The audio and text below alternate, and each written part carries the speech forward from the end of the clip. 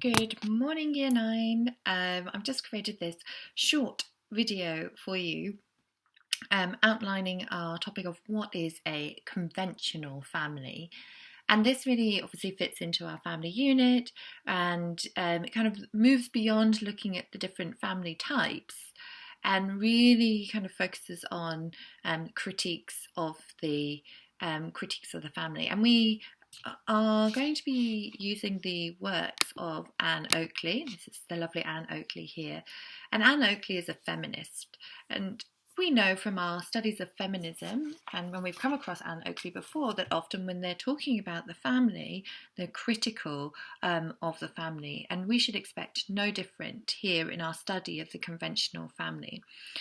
Anne Oakley, and also actually Sylvia Wallaby and Becky Francis, who we study throughout our sociology unit, are both great influences on my own studies of gender and employment. And I spent a lot of time reading their work and had the pleasure of attending a lot of or going to see a lot of them speak at conferences that I had to attend as part of my PhD studies and when I was working at Queen's University in Belfast. So Anne Oakley, as we have suggested, is critical of the conventional family. And when we're talking about the conventional family, what we're really talking about here is the nuclear family.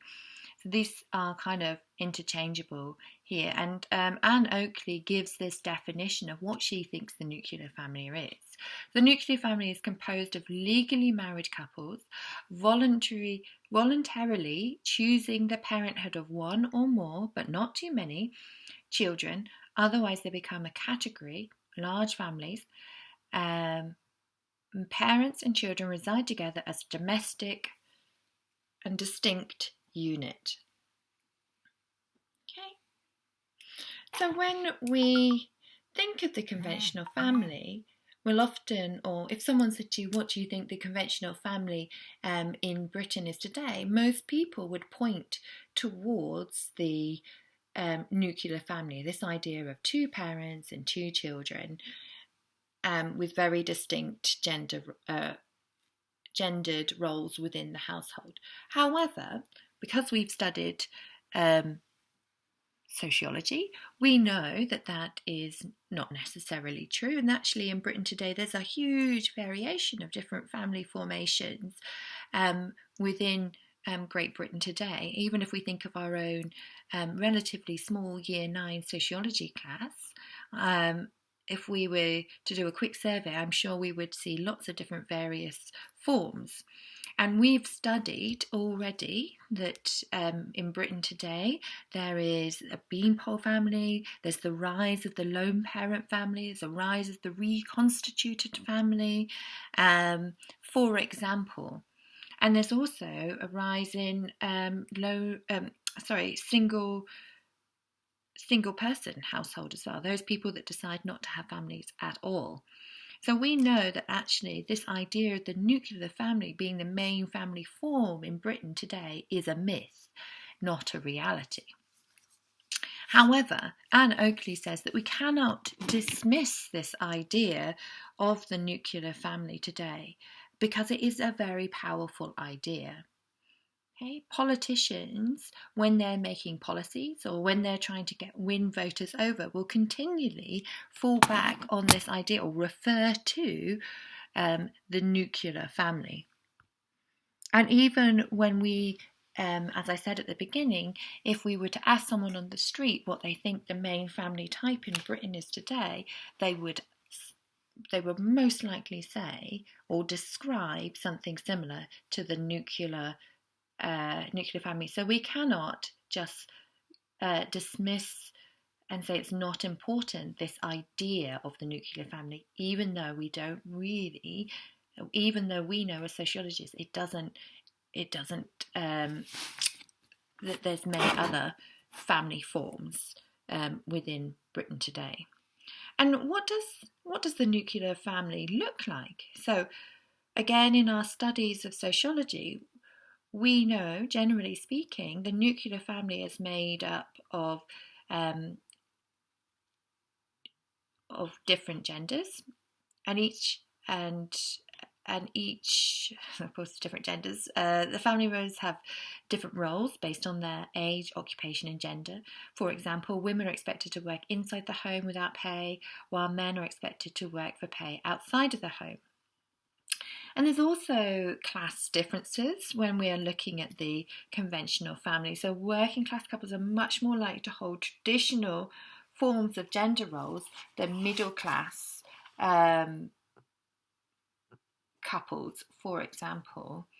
And we've looked at these roles in terms of class um, and in terms of history as well. We've looked at historical roles within the household as well. We've talked about these in terms of segregated conjugal roles and joint conjugal roles as well. So remember, segregated conjugal roles, there's a clear division in labour, and joint conjugal roles.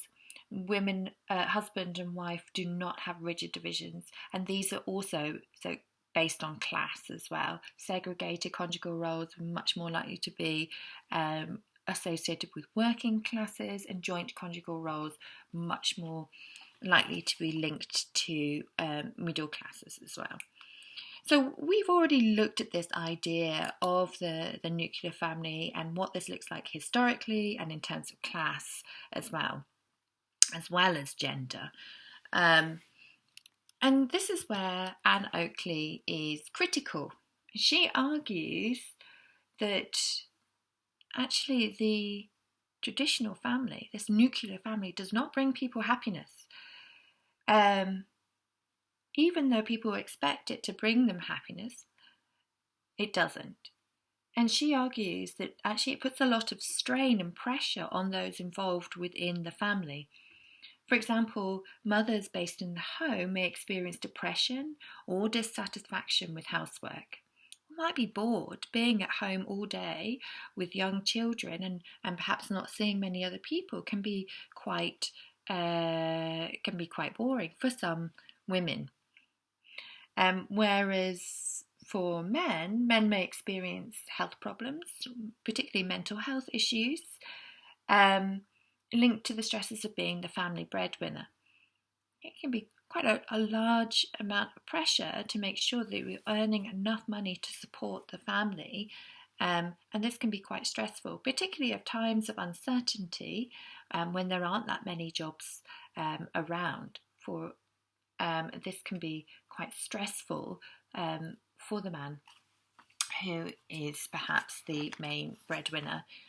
And Oakley also argues that there is also the stress of this kind of power imbalance within the family, which is brought about by the financial inequality. So Oakley argues that in a conventional family, one aspect of inequality is the woman's dependence on the man's wages. This man's economic power is linked to his income from paid work. This power increases when children are young and mothers care for them full time. During this period, women lack income and often lack control over their husband's income. They are dependent on men's economic power. Even when women work outside of the home, perhaps they need some extra money to support the family, they tend to be concentrated in low-paid and part-time jobs so that they can both support, so they can earn this little bit of extra income, but also still be able to maintain their role as the main caregiver and to look after the household. So they tend to go, and their wages from these part-time jobs may be spent on household bills, while men keep a greater proportion of their wages themselves. This is Oakley's criticisms of the family. She's are these three main points: depression and boredom amongst women, mental health issues linked to the families, and this financial inequality, which brings a power imbalance within the family. But Oakley says that there are signs of change. Some family groups are exploring new ways of living, both within families and without families. And she's really talking about the increase in dual worker families and lone families. So some, particularly if we're looking at class, so middle class families are much more likely to have both parents working. And also, when we're kind of seeing an increase in this dual worker family, but we're also seeing an increase in people that are deciding that they do not want to have children as well. So single person households are becoming a much more common thing within British society today. Just because children are really expensive, and some people want to focus on their careers, and that's totally fine as well.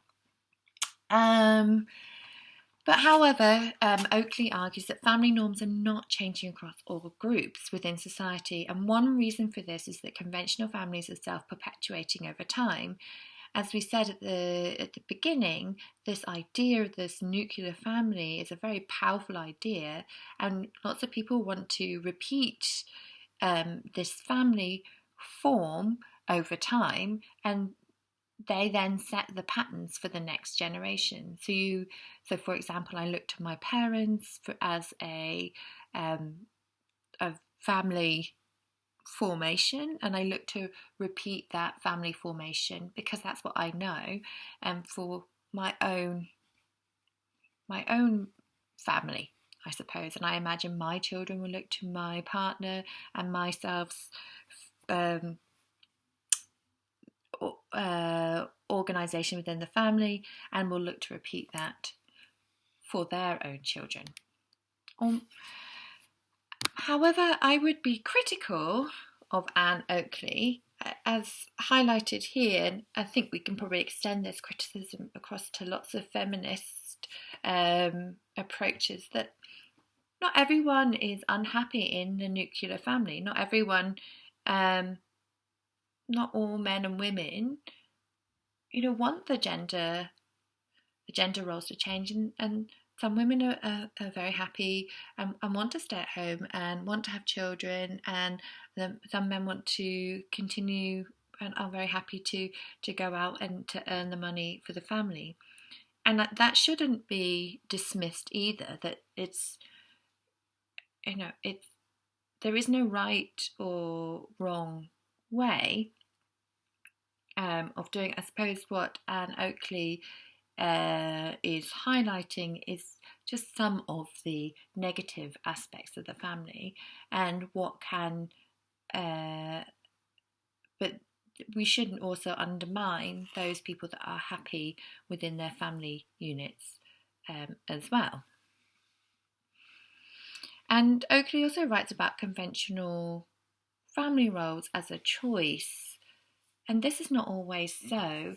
The cost of childcare, for example, is very expensive within our society, so much so that it's sometimes, if you've two young children that are requiring both children requiring going into childcare, this can be a huge expense, more so than one parent's wage. So it doesn't always make economic sense for both parents to be going to work, particularly if one of the wages is going to all be spent on childcare, or if you're going to make a loss going to work full time because childcare is so expensive. And I think again this Oakley kind of, I think, kind of implies that we should be striving or towards a dual parent family, but not everyone has that choice, and lots of families are constrained by the cost of children. So there we are. That's my very short and broad overview of the work of Anne Oakley, who is obviously an important feminist, in for us to study as part of our understanding of the family and power structures within the family. Many thanks. Bye.